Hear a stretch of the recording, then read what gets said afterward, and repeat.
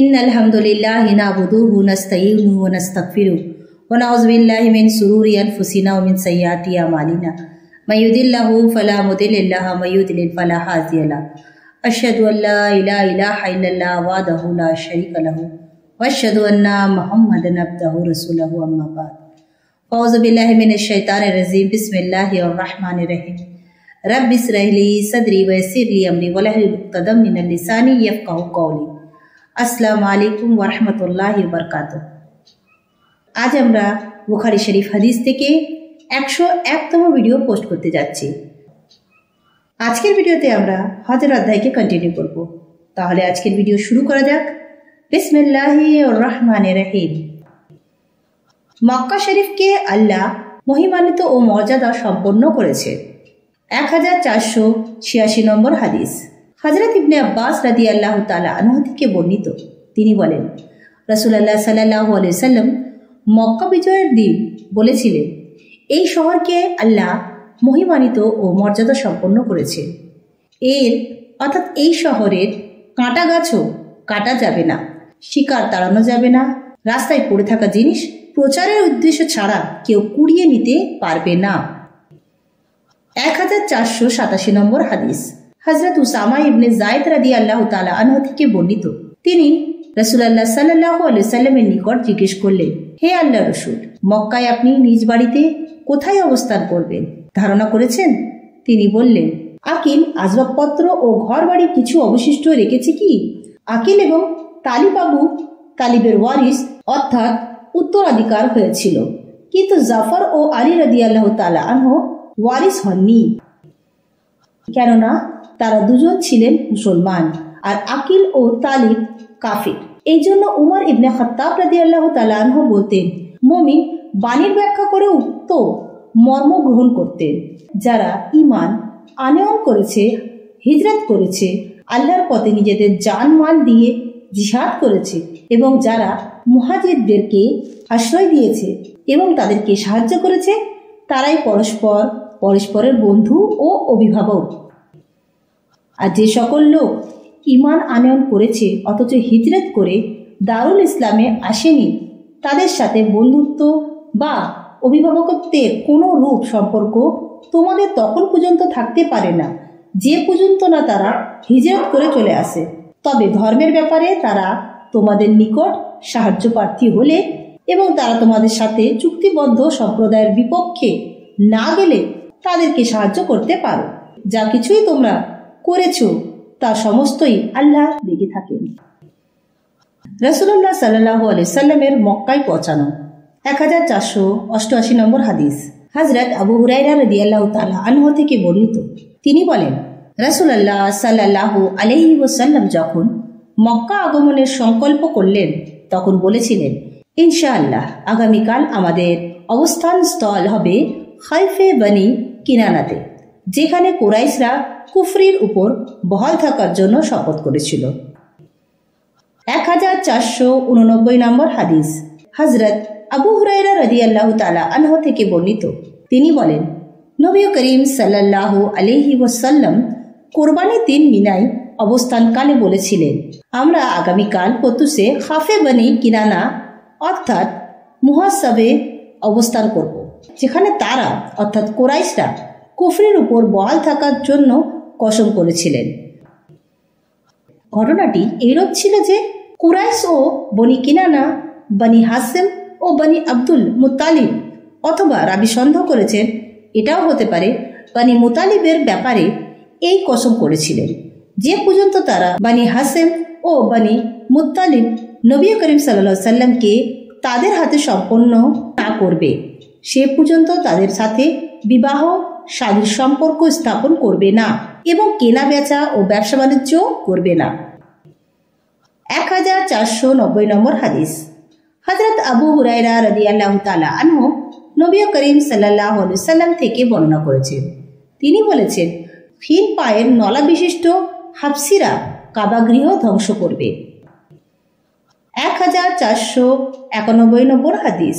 হযরত আয়েশা রাদিয়াল্লাহু তাআলা আনহা থেকে বর্ণিত, তিনি বলেন, রমজানের রোজা ফরজ হওয়ার পূর্বে মুসলমানরা মুহররমের আশুরার রোজা রাখতেন আর এই দিনটিতে খানায় কাবাকে গেলাফ দ্বারা আবৃত করা হতো।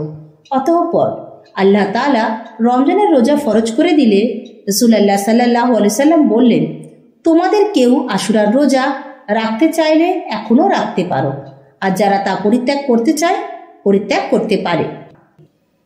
1492 নম্বর হাদিস। হযরত আবু সাউদ খুদরি রাদিয়াল্লাহু তাআলা আনহু নবী করিম সাল্লাল্লাহু আলাইহি সাল্লাম থেকে বর্ণনা করেছেন, নবী করিম সাল্লাল্লাহু আলাইহি সাল্লাম বলেছেন, ইয়াজুজ মাজুজের আবির্ভাবের পরও কাবা গৃহের হজ ও উমরা হতে থাকবে।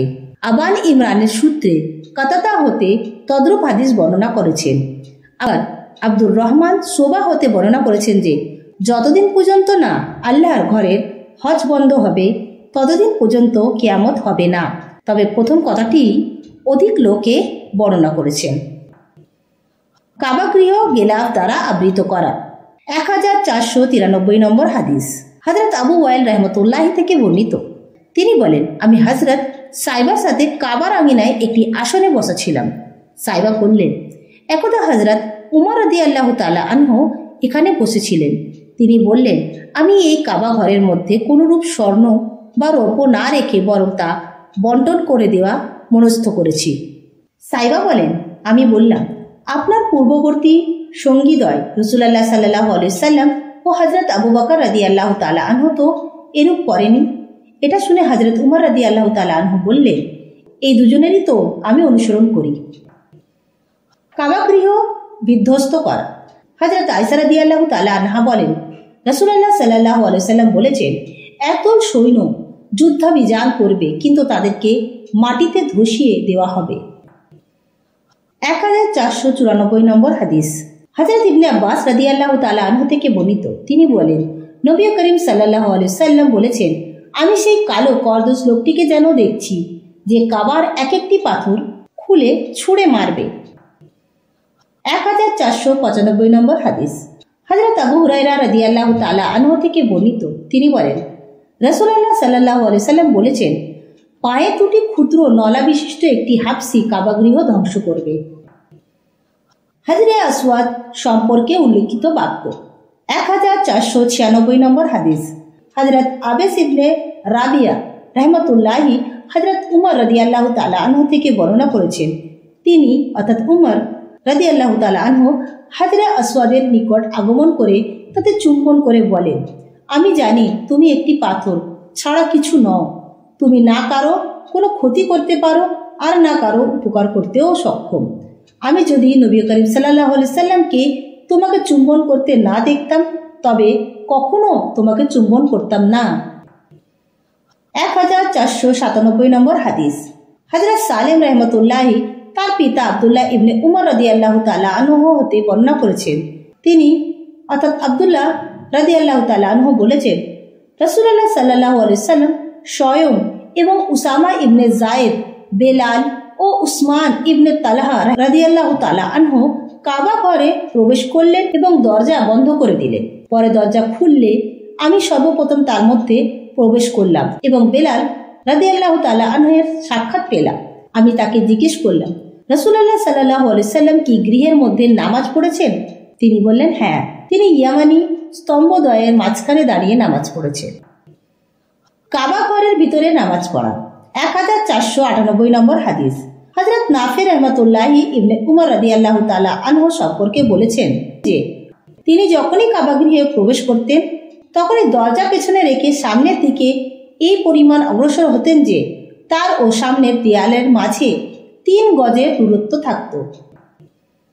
সেখানে তিনি নামাজ আদায় করতেন এবং পরে সেই স্থানের উদ্দেশ্যে অগ্রসর হতেন যেখানে রাসূলুল্লাহ সাল্লাল্লাহু আলাইহি সাল্লাম নামাজ আদায় করেছেন। স্থানটির কথা বেলাল রাদিয়াল্লাহু তাআলা আনহু তাকে বলেছিলেন। অবশ্য কাবা গৃহের ভেতরে যে কোনো দিকে যে কোনো জায়গায় নামাজ আদায় করতে দোষের কিছু নেই। হযরত ইবনে উমর রাদিয়াল্লাহু তাআলা আনহু হজ্জের সময় কাবা গৃহে প্রবেশ করেননি। 1499 নম্বর হাদিস। হযরত আব্দুল্লাহ ইবনে আবু আওফা রাদিয়াল্লাহু তাআলা আনহু থেকে বর্ণিত, তিনি বলেন, রাসূলুল্লাহ সাল্লাল্লাহু আলাইহি ওয়াসাল্লাম উমরা আদায় করলেন। ওই সময় তিনি খানায় কাবার তাওয়াফ করলেন এবং মাকামে ইব্রাহিমের পিছনে 2 রাকাত নামাজ পড়লেন। তখন তার সাথে একটি লোক ছিল যে তাকে মানুষ হাতে আড়াল করে দাঁড়িয়েছিলেন। এক ব্যক্তি তাকে জিজ্ঞেস করল, রাসূলুল্লাহ সাল্লাল্লাহু আলাইহি সাল্লাম কি কাবা ঘরে প্রবেশ করেছিলেন? সে বলল, না। কাবার চতুর্দিকে তাকবীর ধ্বনি দেয়া। 1500 নম্বর হাদিস। হযরত ইবনে আব্বাস রাদিয়াল্লাহু তাআলা আনহু থেকে বর্ণিত, তিনি বলেন, মক্কা বিজয়ের সময় রাসূলুল্লাহ সাল্লাল্লাহু আলাইহি সাল্লাম কাবা গৃহের নিকটে এসে তার অভ্যন্তরে প্রবেশ করতে অস্বীকার করলেন, কারণ তখন তাতে বহু সংখ্যক উপাস্য বা পাথরের মূর্তি আকারের দেবদেবী ছিল। তিনি ওগুলো বের করে ফেলতে নির্দেশ দিলেন। তা বের করে ফেলা হলো। মুসলমানরা সকলে ইব্রাহিম ও ইসমাইলের মূর্তিও বের করে ফেলল। তাতে ইব্রাহিম ও ইসমাইল আলাইহিস সালামের হাতে দেয়া ছিল শুভ অশুভ নির্ণয়ের তীর ফলক। রাসূলুল্লাহ সাল্লাল্লাহু আলাইহি সাল্লাম বললেন, আল্লাহ তাদেরকে অর্থাৎ মুশরিকদেরকে ধ্বংস করুন। আল্লাহর কসম, তারা অবশ্যই জানত যে তারা কখনো শুভ অশুভ নির্ণয়ক তীর ব্যবহার করেননি। অতঃপর তিনি কাবা ঘরে ঢুকলেন এবং কাবা গৃহের বিভিন্ন স্থানে তাকবীর ধ্বনি করলেন, তবে তখন তিনি সেখানে নামাজ পড়েননি। কিভাবে রমল শুরু হয়েছে? 1501 নম্বর হাদিস। হযরত ইবনে আব্বাস রাদিয়াল্লাহু তাআলা আনহু থেকে বর্ণিত, তিনি বলেন, রাসূলুল্লাহ সাল্লাল্লাহু আলাইহি সাল্লাম ও তার সাহাবায়ে কেরাম উমরাতুল কাজা আদায়ের উদ্দেশ্যে মক্কায় তশরিফ আনলে মুশরিকরা বলতে লাগলো, এমন একজন লোক তোমাদের এখানে এসেছে, মদিনায় জ্বর যাদেরকে ক্ষীণ ও দুর্বল করে দিয়েছে। তা শুনে নবী করিম সাল্লাল্লাহু আলাইহি সাল্লাম সাহাবীদেরকে প্রথম 3 সাউতে রমল করতে আদেশ করলেন, কিন্তু দূর ও কোণের মাঝে স্বাভাবিকভাবে চলতে বললেন। আর তিনি তাদের উপর স্নেহপ্রবণতার কারণে সবগুলো সাউতে রমল করতে নির্দেশ দেননি। মোট 7টি সাওয়াত দিতে হয়। মক্কায় এসে হাজরে আসওয়াদকে চুম্বন করা। 1502 নম্বর হাদিস।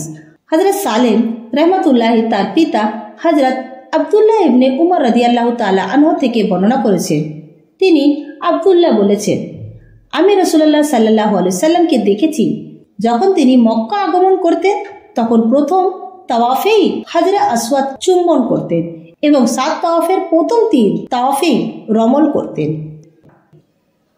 হজ ও উমরায় রমল করা। 1503 নম্বর হাদিস।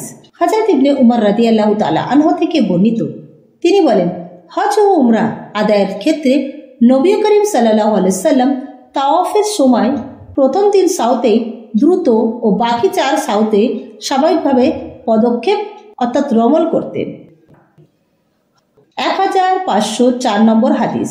হযরত যায়েদ ইবনে আসলাম রাহমাতুল্লাহি তার পিতা থেকে বর্ণনা করেছেন, উমর ইবনে খাত্তাব রাদিয়াল্লাহু তাআলা আনহু রুকন অর্থাৎ হাজরে আসওয়াদকে সম্বোধন করে বলেন, আমি জানি তুমি একটি পাথর ছাড়ার কিছুই নও। তুমি কারো ক্ষতি করতে পারো আর না উপকার করতে পারো। আমি রাসূলুল্লাহ সাল্লাল্লাহু আলাইহি সাল্লামকে তোমাকে চুম্বন করতে না দেখলে আমিও তোমাকে চুম্বন করতাম না। একথা বলে তিনি হাজরে আসওয়াদে চুম্বন করলেন এবং পুনরায় বললেন, এ রমল করাতেই বা আমাদের কি প্রয়োজন? হ্যাঁ, এর দ্বারা আমরা মুশরিকদেরকে আমাদের বীরত্ব বঞ্জক নিদর্শন প্রদর্শন করছি। এখন আল্লাহ তাদেরকে বরবাদ করে দিয়েছেন। এরপর তিনি বললেন, এটি এমন একটি বিষয় যা রাসূলুল্লাহ সাল্লাল্লাহু আলাইহি সাল্লাম করেছিলেন, অতএব তা পরিত্যাগ করা আমাদের অপছন্দনীয়। দুরুকর্ণের মাঝখানে স্বাভাবিকভাবে চলা। 1505 নম্বর হাদিস। হযরত ইবনে উমর রাদিয়াল্লাহু তাআলা আনহু থেকে বর্ণিত, তিনি বলেন, কষ্ট অথবা স্বাচ্ছন্দ্য যে অবস্থায় হোক না কেন, এই দুটি রুকনের চুম্বন করা আমি তখন থেকে পরিত্যাগ করিনি যখন থেকে রাসূলুল্লাহ সাল্লাল্লাহু আলাইহি সাল্লামকে আমি এই দুটিকে চুম্বন করতে দেখেছি। আমি নাফেকে প্রশ্ন করলাম, হযরত ইবনে উমর রাদিয়াল্লাহু তাআলা আনহু কি দুটি রুকনের মাঝখানে স্বাভাবিক অবস্থায় চলতেন? তিনি বললেন, হ্যাঁ, চুম্বন করার সুবিধার জন্য তিনি এই দুটির মাঝে এসে ধীর পদক্ষেপে চলতেন। হাজরে আসওয়াদ লাঠি বা ছড়ির সাহায্যে চুম্বন করা। 1506 নম্বর হাদিস। হযরত ইবনে আব্বাস রাদিয়াল্লাহু তাআলা আনহু থেকে বর্ণিত, তিনি বলেন, বিদায় হজ্জের সময় নবী করিম সাল্লাল্লাহু আলাইহি সাল্লাম তার উষ্টের উপর আরোহণ করে তাওয়াফ করেছেন এবং লাঠির মাধ্যমে হাজরে আসওয়াদ চুম্বন করেছেন। 1507 নম্বর হাদিস। হযরত সালিম ইবনে আব্দুল্লাহ রাদিয়াল্লাহু তাআলা আনহু তার পিতা আব্দুল্লাহ থেকে বর্ণনা করেছেন। তিনি বলেছেন, দুটো রুকনের ইয়ামানি ছাড়া আমি নবী করিম সাল্লাল্লাহু আলাইহি সাল্লামকে খানায় কাবার আর কোনো কিছুতেই চুম্বন করতে দেখিনি। 1508 নম্বর হাদিস। হযরত যায়েদ ইবনে আসলাম রাহমাতুল্লাহি তার পিতা আসলাম থেকে বর্ণনা করেছেন। তিনি আসলাম বলেছেন, আমি দেখেছি উমর ইবনে খাত্তাব রাদিয়াল্লাহু তাআলা আনহু হাজরে আসওয়াদে চুম্বন করে বললেন, যদি রাসূলুল্লাহ সাল্লাল্লাহু আলাইহি সাল্লামকে তোমাকে চুম্বন করতে না দেখতাম তবে আমিও তোমাকে চুম্বন করতাম না। 1509 নম্বর হাদিস। হযরত জুবাইর ইবনে আরাবি রাহমাতুল্লাহি কর্তৃক বর্ণিত, তিনি বলেন, হাজরে আসওয়াদে চুম্বন করা সম্পর্কে এক ব্যক্তি ইবনে উমর রাদিয়াল্লাহু তাআলা আনহুকে জিজ্ঞেস করলে তিনি বললেন, আমি রাসূলুল্লাহ সাল্লাল্লাহু আলাইহি সাল্লামকে তাতে চুম্বন করতে দেখেছি। লোকটি বলল, যদি অধিক ভিড়ের মধ্যে পড়ে গিয়ে অপরাগ হয়ে পড়ি? ইবনে উমর রাদিয়াল্লাহু তাআলা আনহু বলেন, তোমার ওই সকল যদি ও মনে করুন ইত্যাদি বাদ দাও তো, আমি রাসূলুল্লাহ সাল্লাল্লাহু আলাইহি সাল্লামকে হাজরে আসওয়াদে চুম্বন করতে দেখেছি। 1510 নম্বর হাদিস। হযরত ইবনে আব্বাস রাদিয়াল্লাহু তাআলা আনহু থেকে বর্ণিত, তিনি বলেন, নবী করিম সাল্লাল্লাহু আলাইহি সাল্লাম একটি উটের পৃষ্ঠে চড়ে কাবা গৃহ তাওয়াফ করেছেন। তাওয়াফের সময় যখনই তিনি হাজরে আসওয়াদের নিকট পৌঁছতেন তখনই কোনো বস্তু দ্বারা তার প্রতি ইশারা করতেন। চুম্বনের পরিবর্তে তিনি এরূপ করাই যথেষ্ট মনে করতেন। 1511 নম্বর হাদিস। হযরত ইবনে আব্বাস রাদিয়াল্লাহু তাআলা আনহু থেকে বর্ণিত, তিনি বলেন, নবী করিম সাল্লাল্লাহু আলাইহি সাল্লাম একটি উটের পৃষ্ঠে আরোহণ করে কাবা গৃহ তাওয়াফ করেছেন। যখন তিনি হাজরে আসওয়াদের নিকট উপনীত হতেন তখনই তিনি সেই দিকে কোনো বস্তু দ্বারা ইশারা করতেন এবং তাকবীর বলতেন। তো আজকের ভিডিওতে আমরা 101 নম্বর ভিডিও কমপ্লিট করে ফেললাম, যেখানে আমরা হজের অধ্যায়কে কন্টিনিউ করছিলাম। ইনশাআল্লাহ নেক্সট ভিডিওতে আমরা হজের অধ্যায়কে কন্টিনিউ করব। ইনশাআল্লাহ নেক্সট ভিডিওতে আপনাদের সঙ্গে আবার দেখা হবে। আসসালামু আলাইকুম ওয়া রাহমাতুল্লাহি ওয়া বারাকাতুহু।